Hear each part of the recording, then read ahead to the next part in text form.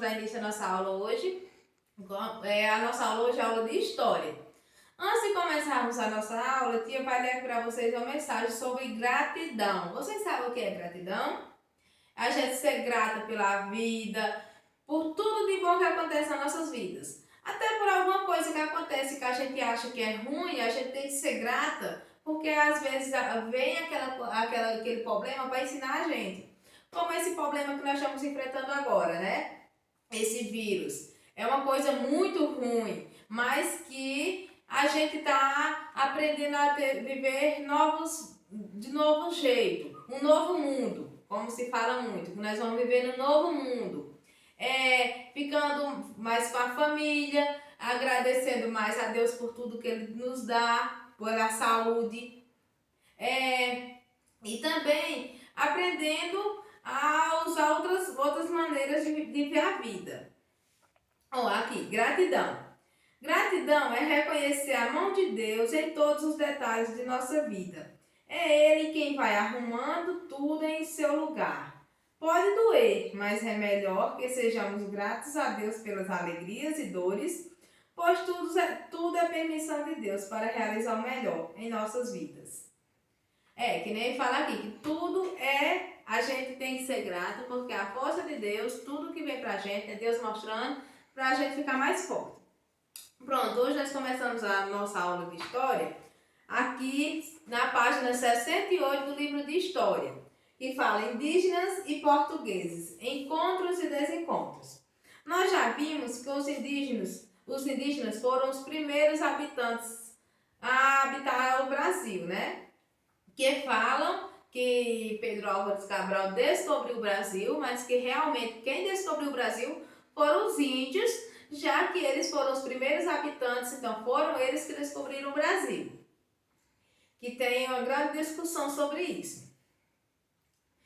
Aqui, na página 68 do livro de História, nós vamos começar a leitura, onde fala Indígenas e Portugueses, Encontros e Desencontros. Aqui nós vamos falar sobre como os índios eram explorados, como os índios foram escravizados pelo rei de Portugal quando ele chegou ao Brasil. Entre os anos de 1501 e 1532, os portugueses decidiram recolher pau-brasil, a árvore que era encontrada no litoral. Aqui entre os anos de 1501 e 1502 foram muito tempo, né? E todo esse tempo, os índios eles foram explorados pelos portugueses na exploração dessa árvore do pau-brasil. Eles eram obrigados a cortar a árvore para transportar para a Europa, fazendo com que o rei de Portugal obtesse muito lucros através dessa matéria-prima, da matéria da árvore.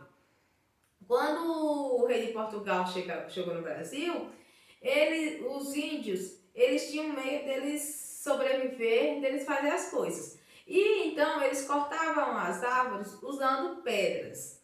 Quando o rei chegou, que descobriu que tinha essa árvore, a árvore do pau-brasil, que era uma árvore cara para ser vendida na Europa, ele trouxe machados, que é o objeto de cortar a árvore mais rápido, e entregou esses machados para os índios cortar as árvores. Os índios ficaram felizes com a descoberta e o preço que eles pagaram por os machados que foram trazidos para eles trabalhar foi ter que passar dias e dias cortando árvores para ser transportada para a Europa. Da madeira dessa árvore era extraída uma tinta para tingir tecidos usados pelos europeus. Daí que vem o motivo dessa árvore ser tão cara. É uma árvore vermelha, eu acho que vocês já devem ter ouvido falar nas aulas de história, a árvore do pau-brasil. É uma árvore vermelha e ela era transportada para a Europa, porque lá na Europa eles usavam essa árvore, a tinta da árvore, para tingir as roupas dos europeus.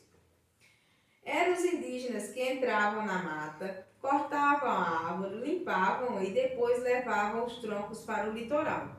Daí a madeira seguia para Portugal nos navios que vinham buscar produtos. Eram todos os esse trabalho era feito pelos indígenas.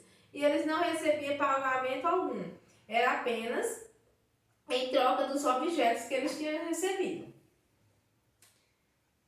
Os indígenas recebiam objetos pelos trabalhos realizados. O contato entre portugueses e indígenas aumentou quando o rei de Portugal decidiu mandar pessoas para viver no Brasil a partir do ano de 1532. Esse ano de 1532 foi quando o Brasil foi colonizado. Foi quando os portugueses que viviam no Brasil trouxeram todas as suas famílias. Quando os primeiros portugueses chegaram no Brasil, no ano de 1532, eles foram buscar todas as suas famílias, vieram com todas as suas famílias morar no Brasil. Então foi a colonização do Brasil, quando o rei de Portugal passou também a ser rei no Brasil.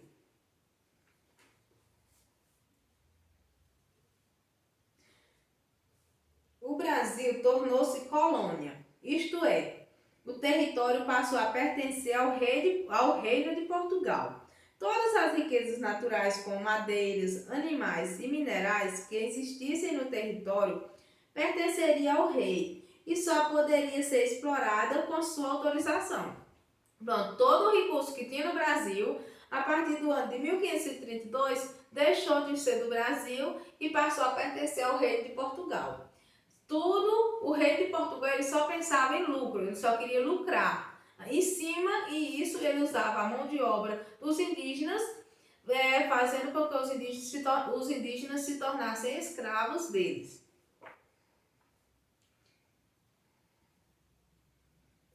Assim, depois que ele veio com todas as suas famílias depois que o rei de Portugal veio com todas as suas famílias para o Brasil, ele decidiu dividir as terras em lotes, que ele chamou de as capitanias hereditárias. Qual era o lote de terra?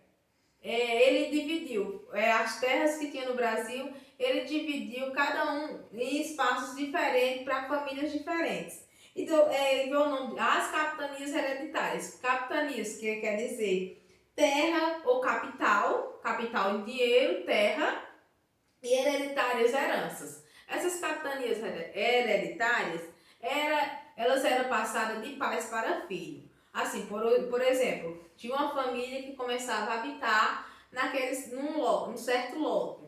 Quando aquela família falecesse, o pai ia passando para o filho passava para o neto, e assim sucessivamente. Sempre habitando aquele lugar e fazendo com que aquele lote aumentasse e se tornasse desse um lucro maior. Começava plantando pouco, ia aumentando as pessoas da família, ia aumentando a produção, ia aumentando todo o lucro que tinha naquele lugar. E todo esse lucro era passado para o rei de Portugal. O rei de Portugal queria atrair pessoas para vir ao Brasil. Então dividiu o território em capitanias hereditárias. Ele dividiu o Brasil em capitanias hereditárias a fim de trazer mais pessoas para vir morar no Brasil, para trabalhar, e ele usufruir da mão de obra daquelas pessoas. Ele sempre lucrava com aquelas pessoas que estavam trabalhando. Se compararmos os dois mapas, perceberemos a extensão do território em 1534, quando as capitanias foram criadas, e hoje. Aqui na página 69 do livro, vocês podem observar que temos dois mapas. Esse aqui é o mapa do ano de 1534, quando tinha as capitanias hereditárias. Esse mapa, ele era traçado com uma linha que era o Tratado de Tordesilhas. Esse Tratado de Tordesilhas foi um documento assinado entre os portugueses e os espanhóis para terem um uso comum. Os portugueses e os espanhóis, eles assinaram um documento falando que cada um ia ter sua terra. Aqui eles dividiram as terras e os portugueses ficaram com essa maior parte. Aqui no mapa, aqui Brasil, divisão política atual. Esse mapa aqui é de 2027. Então aqui a gente já pode bem perceber a diferença. Aqui não existe mais a linha do Tratado de Tordesilhas, o mapa, já está o mapa todo inteiro. Aí vocês podem observar que tem uma legenda no mapa. Os quadrinhos laranja e as terras pertencentes a Portugal, os que são esses, vocês observam aí no livro. Essa área cinza é as terras pertencentes à Espanha e um laranja com os tracinhos é as capitanias que prosperaram. Entre todas essas capitanias do reino, poucas capitanias se prosperaram, cresceram. Que só foi as capitanias que cresceram foi Pernambuco e São Vicente. Apenas essas duas capitanias que aumentaram. As capitanias eram grandes extensões de terras distribuídas aos nobres e às pessoas de confiança do rei. Alguns receberam mais de um lote. Essas terras pertenciam ao rei. Os donatários, como eram chamados, só podiam explorá-las. Esse direito de usar a terra passava de pai para filho. Isto é hereditário, como eu expliquei. Era uma herança que o pai deixava para o filho. O donatário tinha a obrigação de trazer pessoas para morar na capitania. Ele poderia distribuir alguns lotes de terra, chamados sesmarias, aos colonos que fossem católicos e possuíssem escravos para trabalhar nelas. Se uma família possuísse escravos e quisesse vir morar naquelas terras, os donatários, que eram as pessoas que estavam morando naqueles lotes, eles podiam distribuir mais lotes, porque o interesse do rei de Portugal era que se viesse mais gente. Quantas mais pessoas viessem morar naquelas capitanias, naqueles lotes, mais lucro ele ia ter, mais escravo trabalhando para ele ia ter. Aqui, ó, dando continuidade na página 70. Essas pessoas tinham o direito de usar a terra para plantar e criar animais, além de poder explorar o subsolo para encontrar ouro, prata e pedras preciosas. As riquezas do subsolo eram do rei. Os produtos cultivados e os animais eram dos donatários. Os donatários, que eram as pessoas que moravam nesses lotes, eles só tinham direito aos produtos cultivados, as plantas que eles plantavam para se alimentar e os animais. Aí, em troca disso, eles viviam cavando a terra, procurando ouro e outras pedras preciosas para dar ao rei. A cana-de-açúcar, produto muito procurado na Europa, foi plantada nas terras de algumas capitanias, como São Vicente e Pernambuco. Pronto, como só foi essas duas capitanias que deram certo.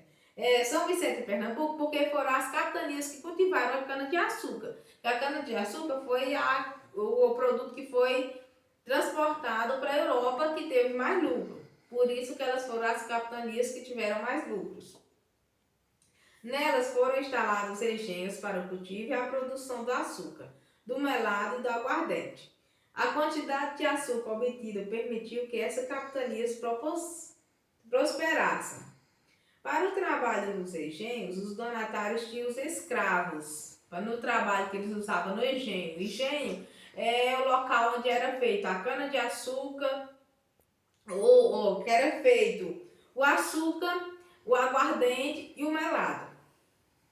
Os primeiros escravos foram os indígenas. Os donatários e os sesmeiros contratavam caçadores de indígenas para atacar as aldeias e levar seus moradores para os trabalhos nos engenhos. Pronto, eles contratavam pessoas para ir procurar os índios nas matas, para trazer esses índios para ser os escravos deles. Caçar indígenas tornou-se uma atividade muito lucrativa e muito enriqueceram com a venda de homens, mulheres e crianças para Portugal. E nessa caça também, eles não deixavam só os índios só no Brasil. Eles vendiam os índios para Portugal como se fossem os escravos. Desse modo, donatários e sesmeeiros iniciaram a ocupação efetiva da colônia. E nessa ocupação, invadiram terras indígenas, escravizaram seus moradores e forçaram muitos deles a abandonar suas aldeias e a se deslocar para o interior do seu território. Então, desse modo, com a chegada dos portugueses, eles fizeram com que os índios deixassem de ser índios e passassem a ser escravos. Muitos desses índios fugiram para as matas para escapar das mãos dessas pessoas, que eram os funcionários do rei. Muitos morreram, outros se perderam, outros perderam as suas famílias. Então foi assim, vamos se falar na língua atual, foi uma tragédia os portugueses terem chegado no Brasil, onde os índios viviam tão tranquilos. Eles chegaram e transformaram radicalmente a vida dos índios. Olha, agora tem a atividade na página 70 e 71 e 72, que vocês vão responder em casa, responder essa atividade de história. E eu vou colocar para vocês uma produção textual. Nas quinta-feira nós vamos ficar com nossa aula de redação e história. A atividade de redação, tia vai colocar no grupo. E tia quer fazer um apelo a vocês. Pedir que vocês se dediquem na redação, melhorem a escrita, porque no trabalho de redação de vocês, na avaliação de redação, teve muitas letras que tia teve que adivinhar. E tia é professora, não sabe adivinhar sempre, né? Então, vamos se dedicar na escrita. Fazer um texto coerente. Todo texto começa com parágrafos e letra maiúscula. O título, você coloca o título, depois começa com parágrafo, com letra maiúscula. Um texto, ele precisa ter pontuação, vírgula, ponto final. Não vamos colocar letra maiúscula no meio de letra minúscula e fazer aquela festa. Vamos fazer um texto coerente. A tia vai colocar lá no grupo o tema para vocês fazerem o texto de vocês, tá certo? E mais um aviso.